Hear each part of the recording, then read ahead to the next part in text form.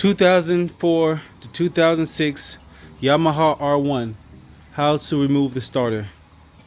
So I got this bike, it was already partially torn down, but I have some other videos on how I did the 09 taking it, getting to the starter is going to be somewhat similar, but I'll walk you through it.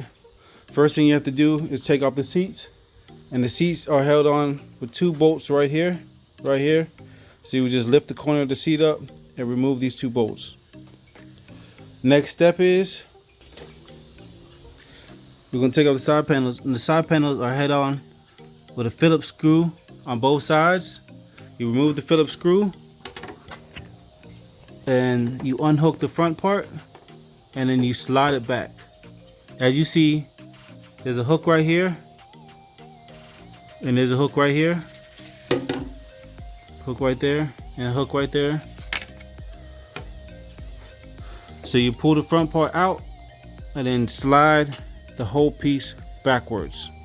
That's how you take it off. Next step would be to unbolt the front of the tank, which will just be one screw. Next, we remove these two bolts right here. There's a bolt on this side of the tank that is connected to this, and there's also a bolt on the other side of the tank the same way. Once you disconnect those two, you can go ahead and lift the tank up and find something to prop it up with. Personally, I like to make sure I get on the tank part and not on the plastic part. This is just plastic. It can crack, it can stress some of these other bolts around there.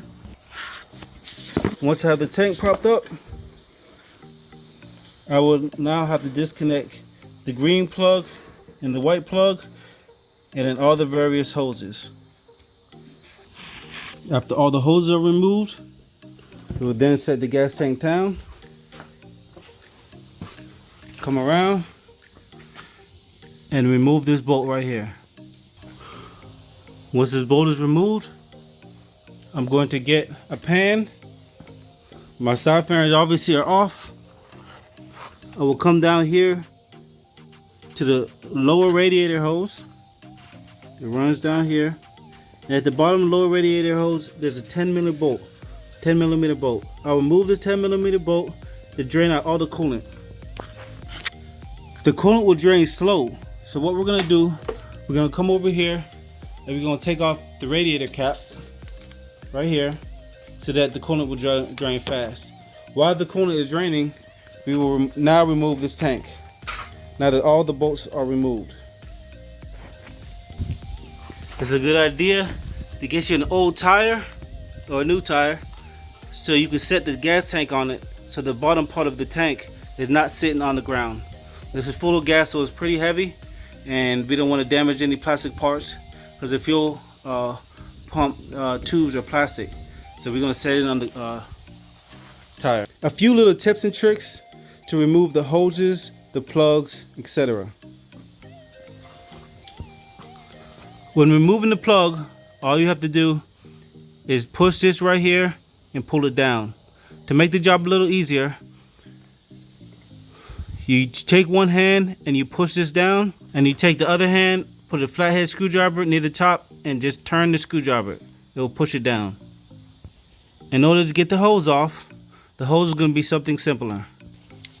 We will take a pair of pliers and clamp the hose, and while we're holding it with one hand with the pliers, we're going to take a screwdriver, put it at the top of the hose or the top of the metal piece, and just turn it.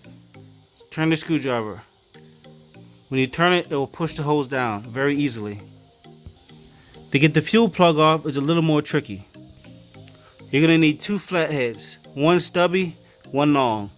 Now there's other ways to get it off. This is just my quick, easy way of doing it. When I do these techniques, I'm able to get these plugs off within seconds.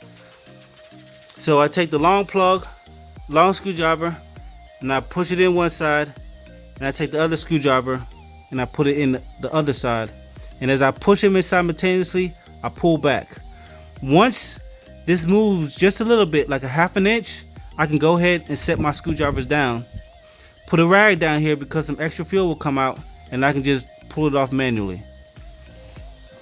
Next, we're going to loosen a few more hoses.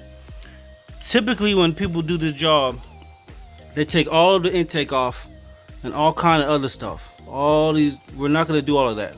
All we need to do is take off a few key hoses. This hose here, this hose here. We're going to take off this side of this hose. We're going to take off this right here. We're going to take this apart so that we can open up space to get down in here right here. We have to get a bolt down in there. Another little tip and trick. This is 70% alcohol. It doesn't matter what percentage it is. You just need some alcohol. This will literally make your job so much easier. So what we're going to do, we're going to put a little bit of alcohol on the tip of the screwdriver. Get the tip of the screwdriver down to some of the stubborn hoses. Get the alcohol around it. It will help the hose to come right off. Get the screwdriver in here and turn the screwdriver.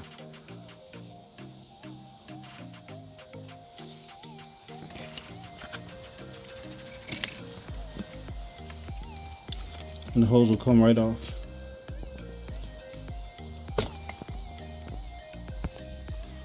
My next step is I'm going to take out the thermostat. So I'm going to need to get into the bike from this side. So I'm going to take out the thermostat from this hose. Now, I told you about the alcohol, and I highly suggest that y'all use the alcohol. There's a lot of parts on here that are plastic, that are brittle, that'll break real easy. They'll give you a difficult time. The alcohol makes things significantly easier. Specifically this aspect here. So this is plastic hose and it will crack very, very easily. So when I loosen this bolt, I'm gonna take the alcohol, put it down in the seam, and then use the screwdriver technique I show you that go all the way around here to loosen it up so it can pull it down. Let the alcohol get down in there. Take the screwdriver all the way around, turn the screwdriver like I showed you to pull it down. This again will crack very, very easily. So you want to be very careful on this aspect here. I would also suggest, because this is still full of coolant, even though you drained all the coolant out, the coolant that sits up high in some of these areas, there's still going to be coolant in there. So keep a towel or a bucket or something around to help you catch some of this coolant.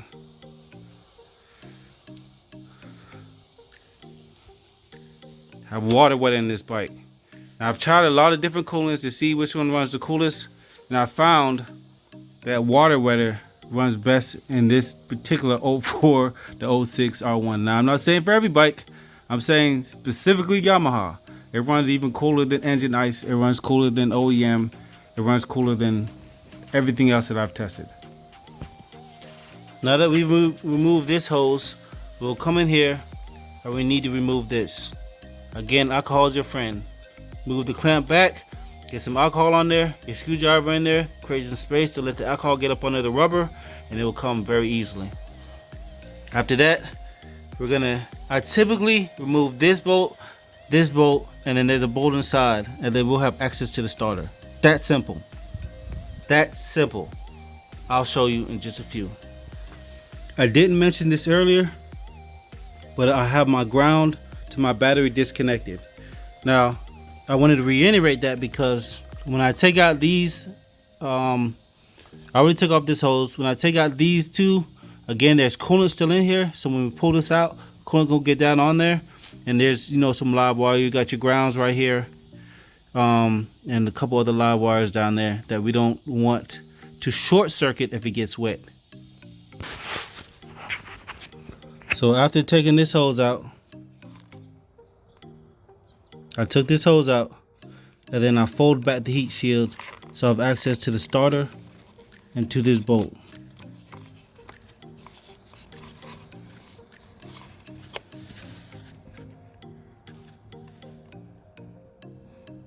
Alright, this is my next trick.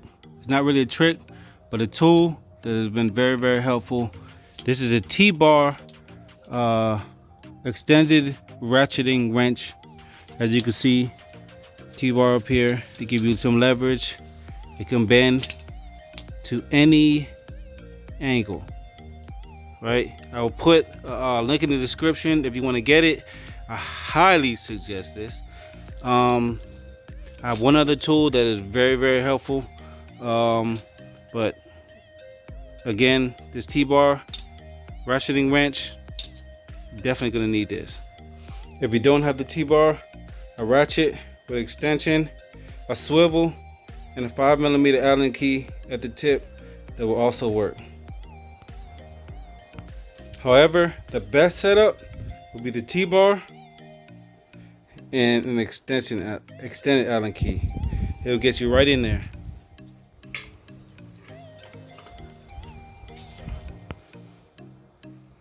It gets you right in there. Right to that bolt.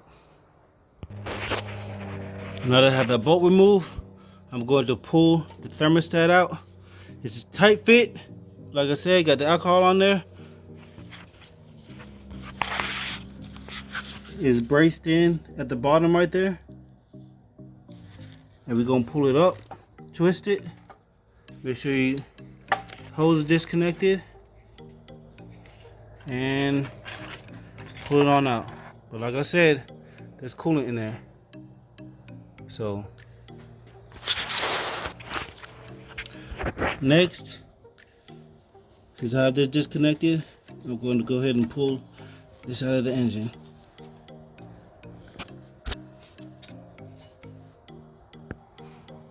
It has a rubber gasket on the end, so make sure that rubber gasket is still on there and not stuck in the engine. If it is, take it out, put it back on here. You're most definitely gonna need it. Trust me on that. And it's still connected to the engine. I personally am not gonna take it off, just gonna let it hang. I'm done with that. Now, as you see, we have access to the starter. So, there's 2 bolts that hold the starter in there. We will access those bolts from the side. This is how we're gonna access the starter bolts. I mean, you get your hand in there. If you have a bigger hand, you might need to get it from the top. But I typically come in from the side. I'll show you what I use. So, I get the top bolt with a little mini wrench, mini ratchet, 8mm. That's how I get the top bolt. Once you get it loosened, you can unscrew it by hand. The lower bolt, I go in from the side. Also, if you have the T-wrench, you can get them bolts from any way you want, because this can reach from any feasible angle.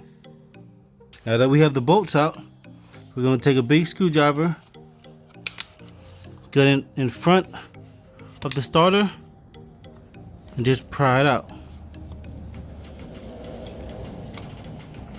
All we really need to do is loosen it, so you can just move it back and forth with your hand.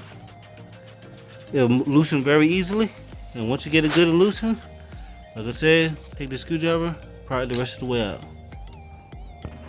Once it's out, it still has the power wire attached. I don't worry about that till I get it all the way out. I just pull it up from here. It's not going to be too difficult. Turn it a little bit and it comes right out with no problem. And then I go ahead and take this cord off right here. So I've done a lot of these starters a lot of times, and this is technically the 07-08 starter. This is the 04, the 06 starter. However, they're same exact starter outside of how it connects. The 04 to 06 connects from the side. The 08 or the 07-08 connects on the top. But both of them will work. Before we put it on, let's go ahead and test it to make sure it works so we don't have any issues. Well, I don't have my power probe, but I have it at the at another place. I'm working on another bike, 07 CBR 1000 RR. Most of my tools over there. I don't really have a lot of tools over here, so I'm not gonna be able to jump this or test this. But if you would test it, what you would do is take the jumper cables, connect the negative to anywhere on the starter. Typically I just do it right here. You take the positive and just touch it. As soon as you touch it, it should jump the starter, get the starter going. So again, I highly suggest you test your starters before you put it in there. But again, I can't test it because I don't have my stuff. But the customer bought this, so I mean, I'm gonna assume that he got a good part. Alright, the other thing I want to say is this is aftermarket. This is not OEM Yamaha starters. OEM Yamaha starters are $300, $400, $500. Ain't no in the hell. This starter here is 100 tops, around 100, maybe 90 something. I put a lot of these starters in and I've never had a problem, ever. Not one time, not a single exception. Like, I was trying to make that clear. Like, a lot of people are like particular, it got to be OEM Yamaha, got to be, well, if you want to spend all that money, spend all that money. I don't suggest that you do. It's not really necessary. Alright, time for the install. Now there's two things you're gonna need for the install, right? You're gonna need Loctite and you're gonna need alcohol. Now Loctite come in three ways. They come in red, they come in blue, and they come in green. Red, for the love of God, don't use. Do not use red, right? The purpose of red is if you're gonna put it on something that you're really never gonna take it off again. Like, in order to take red off, you need heat. Blue is good. You want to use blue if you want, but I particularly like using green. So the main thing here is on this motorcycle, because it vibrates so much, a lot of bolts will come loose. So I put a tad of blue on there so it's tight where it needs to tighten, and I never have to worry about it vibrating loose. Or not blue, but green, right? It's in the blue can, but as you see on it, it says green. I just use just a little bit of it to make sure that the bolts will come back loose. Again, if you do not use Loctite, you will 9 times out of 10 have to go back in there. Again, I've done this a lot of times, and every time I didn't use Loctite, which I learned the hard way, I would have to go back in there because coolant would be coming up from the engine and all kind of extra stuff. Always Loctite your bolts. You don't need a ton of it, just a little bit of it. The second is the alcohol. Remember, you use the alcohol to take it off. You're definitely gonna need it to put it back on. Like, I can't emphasize this enough. I'm gonna leave the links to these stuff in there. The T-bar I highly suggest, right? The alcohol I highly suggest. These are tools that, even it doesn't matter what you're working on, any kind of automotive parts you would need regularly. So I'm going to leave the links for you to get them. I mean, these are necessary tools, and the green Loctite I find are absolute necessity. I use it all of the time. So I put a little screw in the top so I can keep reusing it. I use just a very little bit, and I don't really have a problem because I don't want to have a hard time taking it off in the event I need to take this bolt back out. Alright, so the first thing is, see this rubber right here? We're going to want to put some alcohol on this rubber so it can slide in easy. If you don't have alcohol, you can use old oil. You can take some oil, rub it around the gasket right here, and slide it in. You want to make sure you lubricate this gasket so when it goes in, it slides in good without displacing the gasket, because oil will come out from inside the engine, coming out the side of your bike, and you wonder where the hell it's coming from. So that's going to be the first thing I do. I'm going to put some alcohol on this rubber, push it back in the bike. Well, actually, the first thing I'm going to do is I'm going to connect this, the wire, then put the alcohol on here, push it back in the bike, and then I'm going to take the rear bolts and put the bolts back in. You can use the same bolts that you took out. So we're going to connect this first, lubricate the rubber gasket right here, push it back in the bike, and make sure it's in there tight correctly. You will know because the bolts will line up, and then get the bolts back in there. Alright, so I did run into a problem. This hole for this was a little too small, so I had to drill it out a little wider. But outside of that, that's the only issue I had. The hole for the 0708, this screw right here is a little too big for this hole. I drilled that hole out a little wider, and then I'm good to go. So starting with the starter bolt, put a little green Loctite on that and install. Then I take the bolts, put just a dab of Loctite on them. Don't need much, just a dab. Just a small dab.